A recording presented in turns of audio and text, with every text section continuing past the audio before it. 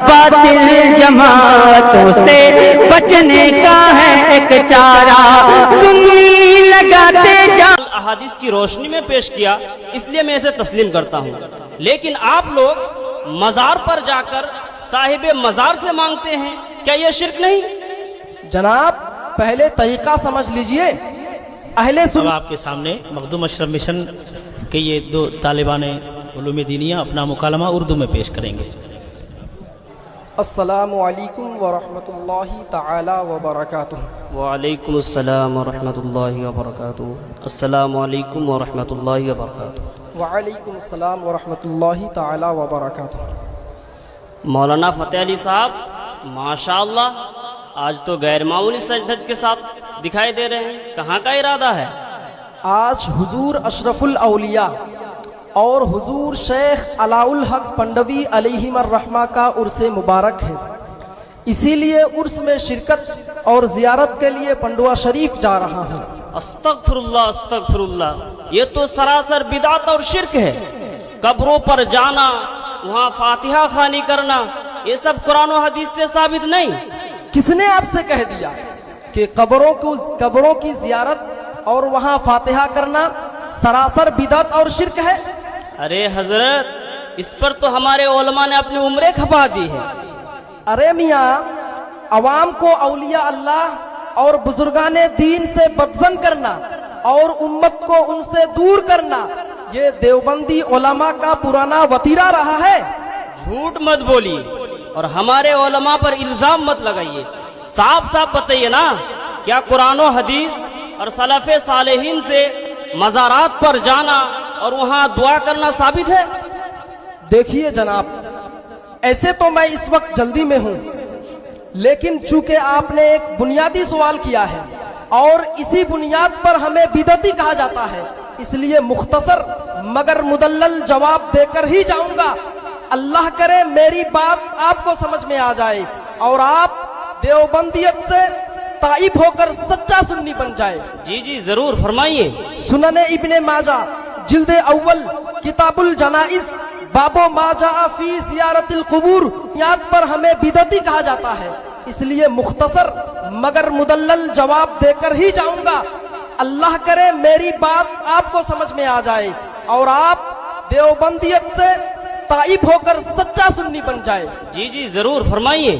سنن ابن ماجہ جلد اول کتاب الجنائز باب ما جاء فی زیارت القبور، صفحہ نمبر 501، حدیث نمبر 1571 میں ہے، حضرت عبداللہ ابن مسعود رضی اللہ تعالیٰ عنہ سے مروی ہے کہ نبی کریم صلی اللہ تعالیٰ علیہ وآلہ وسلم نے ارشاد فرمایا، کنتو نہیتکم عن زیارت القبور فزوروها فإنها تزہد فی الدنیا وتذکر الآخرہ، یعنی حضور صلی اللہ تعالیٰ علیہ وآلہ وسلم نے ارشاد فرمایا، میں نے تمہیں قبروں کی زیارت سے منع کیا تھا، اب قبروں کی زیارت کیا کرو کیونکہ یہ دنیا سے بے رغبتی اور آخرت کی یاد دلاتی ہے۔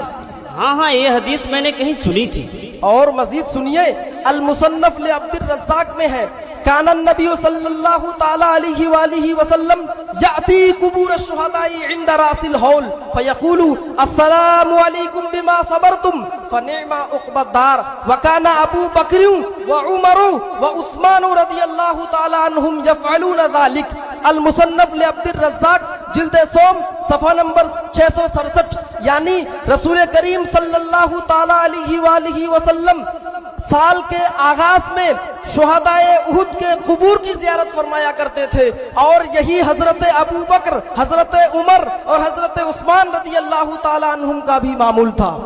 اچھا ٹھیک ہے، چونکہ آپ نے حدیث پیش کی، حضور صلی اللہ تعالی علیہ وسلم اور صحابہ کا عمل احادیث کی روشنی میں پیش کیا، اس لیے میں اسے تسلیم کرتا ہوں۔ لیکن آپ لوگ مزار پر جا کر صاحب مزار سے مانگتے ہیں، کیا یہ شرک نہیں؟ جناب پہلے طریقہ سمجھ لیجئے۔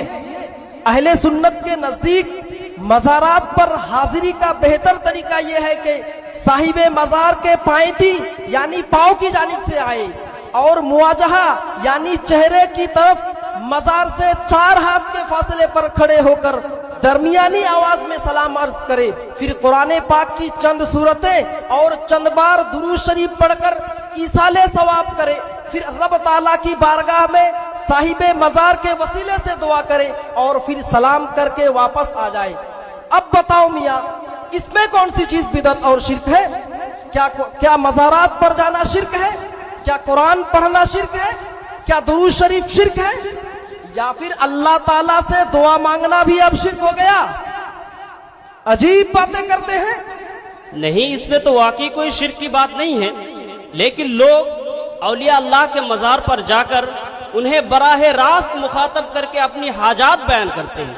मसलन, या वली अल्लाह मुझे शिफा दे दीजिए, मैं लावलद हूँ, मुझे बेटा अता कर दीजिए।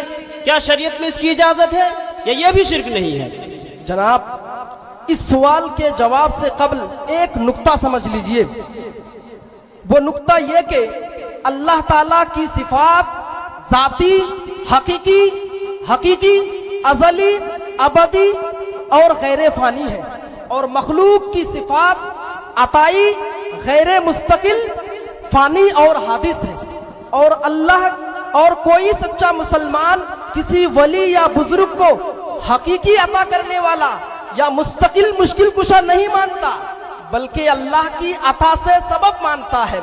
और इस अकीदे के साथ अल्लाह के औलिया को मुखातब करके हाजत बयान करना शरीयत की रोशनी में बिल्कुल जायज है।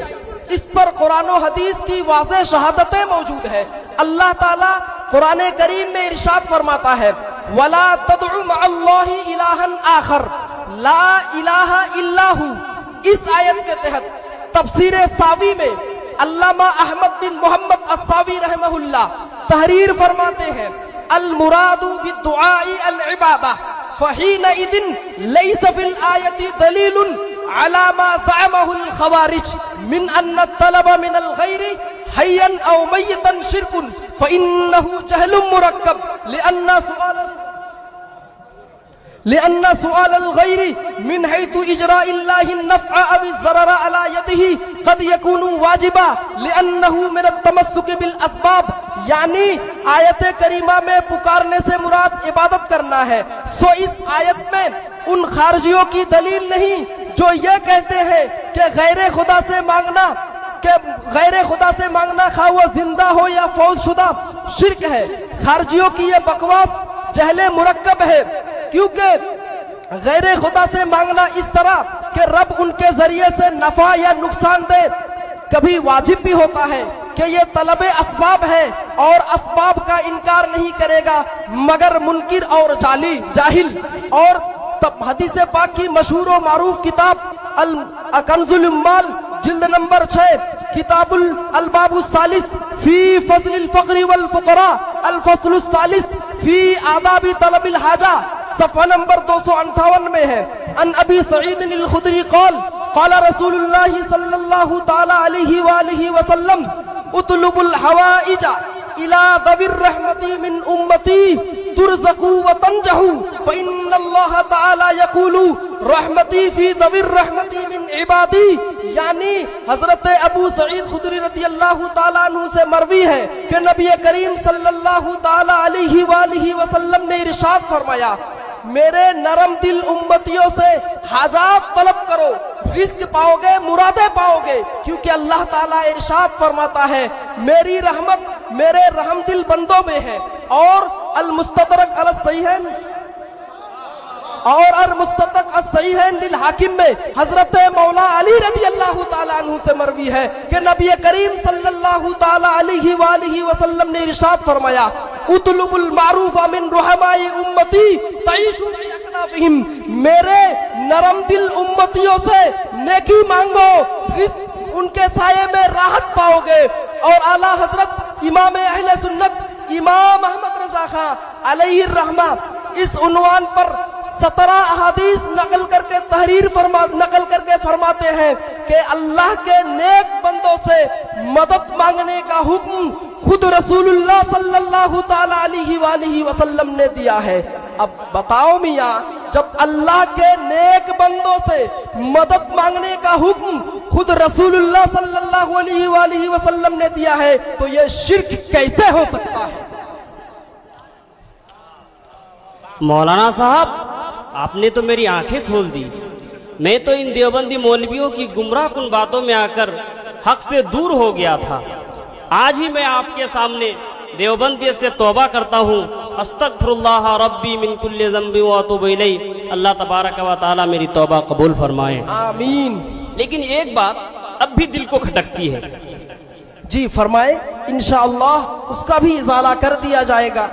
کہ مزارات پر عورتوں کا جانا، مردوں کے ساتھ اختلاط، مزار کا طواف کرنا، بلکہ بسا اوقات مزار کو سجدہ کرنا، کیا یہ درست ہے؟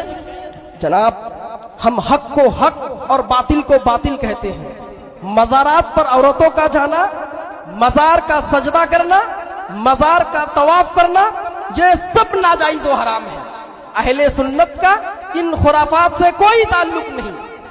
ہمارے مشائخ خصوصاً حضور تاج الاولیاء سید شاہ جلال الدین اشرف اشرفی جیلانی سربراہ اعلیٰ مخدوم اشرف مشن اور ان کے سچے جانشی سید اوحد الدین معاذ اشرف اشرفی مصباحی ازہری بارہا کتاب و سنت اور علماء اہل سنت کی کتابوں کے حوالے سے یہ بیان فرماتے ہیں کہ عرس میں عورتوں کی شرکت ناجائز و حرام ہے، بلکہ مخدوم اشرف مشن کے سالانہ جلسہ دستار بندی کے پوسٹر میں باضابطہ لکھا ہوتا ہے کہ عرس میں آنے والے مہمانان اپنے ہمراہ عورتوں کو ہرگز نہ لائے. یہ خالص روحانی مذہبی اجلاس ہے.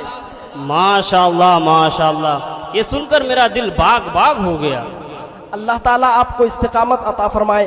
جناب اب مجھے اجازت دیجیے، عرس میں حاضری کا وقت ہوا جا رہا ہے. مولانا صاحب مجھے بھی ساتھ لے چلے، کیونکہ زندگی کا بہت بڑا حصہ بزرگان دین کے فیوض سے محروم رہا، اب رہا نہیں جاتا.